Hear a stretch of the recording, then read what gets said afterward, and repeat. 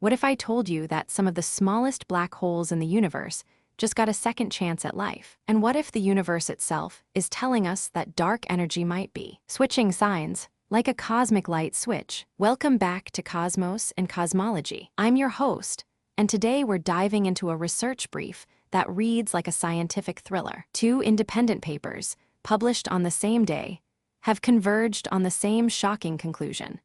The Poltergeist gravitational wave signal, which was supposed to rule out ultralight black holes as dark matter, is actually suppressed by a phenomenon called critical collapse. The ultralight primordial black hole window is wide open again. But that's not all. We've also got a sign-switching dark energy model that fixes the negative neutrino mass problem, a self-supervised AI that can detect supernova gravitational waves without any labeled training data, and a dark matter subhalo detection that's about to test our best theories of dark matter. Stay until the end, because by the time we're done, you'll understand why the universe might be weirder and more interesting than we thought. Let's start with the elephant in the room: primordial black holes. These are black holes that formed in the first fractions of a second after the Big Bang, not from collapsing stars. They are a perfect dark matter candidate because they don't require any new particles, just gravity. But here's the problem. A few years ago,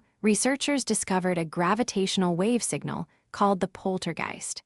This signal was predicted to come from ultralight primordial black holes with masses less than a millionth of the Sun. And the Poltergeist was loud, so loud that it seemed to rule out these tiny black holes as dark matter entirely. This was a big deal because ultralight black holes are one of the most elegant explanations for dark matter. If they are ruled out, we're back to square one. But here's the thing.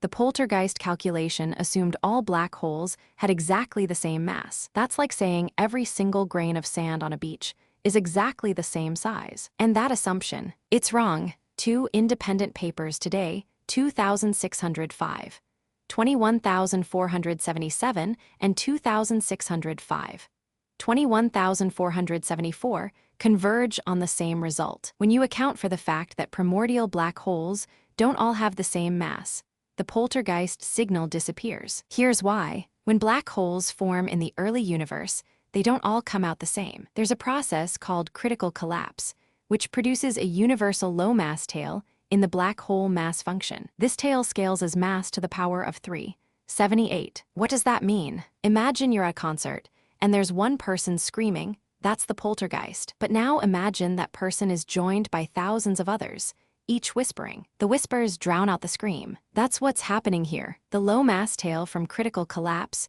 produces a sea of tiny black holes that generate their own gravitational wave background, which overwhelms the distinct Poltergeist signal from the monochromatic population. One paper, 2605, 21477, shows this suppression directly. The other, 2605, 21474, decomposes scalar-induced gravitational waves into 8 distinct channels and shows the same thing.